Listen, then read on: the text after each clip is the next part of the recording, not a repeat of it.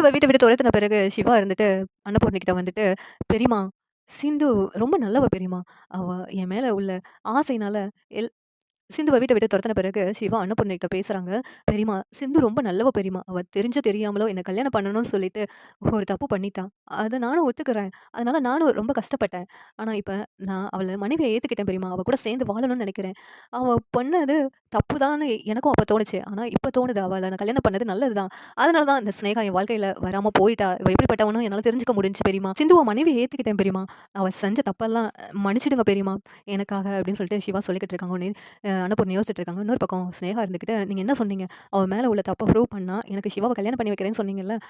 நீங்க வாக்கு குடுத்துருக்கீங்க. அத காப்பாத்துங்க." அப்படின்னு சொல்லிட்டு ஸ்னேகா சொல்லிக்கிட்டு இருக்காங்க. உடனேவும் இங்க அன்னபூர்ணி இருந்துகிட்டு, "சிவா, உனக்கு ஸ்னேகாவ நீ விரும்புனல்ல. நான் ஸ்னேகாவே உனக்கு கல்யாணம் பண்ணி வைக்கிறேன்." அன்னபூர்ணி சொல்லிக்கிட்டு இருக்காங்க. உடனேவும் இங்க மகா இருந்துகிட்டு, "அதான் அன்னபூர்ணி அக்காவே சொல்லிட்டாங்கல்ல. அப்புறம் என்ன சிவா? நீ ஸ்னேகாவ கல்யாணம் பண்ணிக்கோ சிவா." அப்படிங்கிறாங்க. "எனக்கு ஏற்கனவே கல்யாணம் ஆயிடுச்சு. சிந்து தான் இந்த ஜென்மத்தில என்னுடைய மனைவி.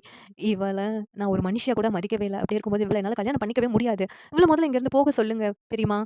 நீங்க என்னைக்கு சிந்துவ இந்த வீட்டு மருமகளா ஏத்துக்கிறீங்களோ, அன்னைக்கு நான் சிந்துவ இந்த வீட்டுக்கு கூட்டு வந்துக்கிறேன். அதுவரைக்கும் நான் இந்த வீட்ல இருந்துக்கிறேன். ஆனா, இவ என் வாழ்க்கையில வரவே கூடாது பெரியம்மா. இவள முதல்ல போக சொல்லுங்க." அப்படின்னு சொல்லிட்டு சிவா செம கோவமா சொல்றாங்க. உடனே "சிவா, நான் உன் பேச்ச நம்பாம தப்பு பண்ணிட்டேன். அதுக்கு நீ என்ன மன்னிச்சிடு சிவா." அப்படின்னு சொல்லிட்டு அன்னபூர்ணியும் இங்க சிவா கிட்ட மன்னிப்பு கேட்கறாங்க. இந்த நேரத்துல ஸ்னேகா எனக்கு சிவாவ கல்யாணம் பண்ணி வைக்கணும்னு சொல்றாங்க. "பெரியம்மா, இவள முதல்ல வெளியில போக சொல்லுங்க." அப்படின்னு சொல்லிட்டு சிவா ரொம்ப கோவமா பேசிட்டு இருக்காங்க. இந்த சீரியல் எப்படி இருந்தா நல்லாருக்கும்னு நீங்க நினைக்கிறீங்கன்னு கமெண்ட் பண்ணுங்க. இந்த வீடியோ பிடிச்சிருந்தா லைக் பண்ணுங்க, ஷேர் பண்ணுங்க, சப்ஸ்கிரைப் பண்ணுங்க. Thank you.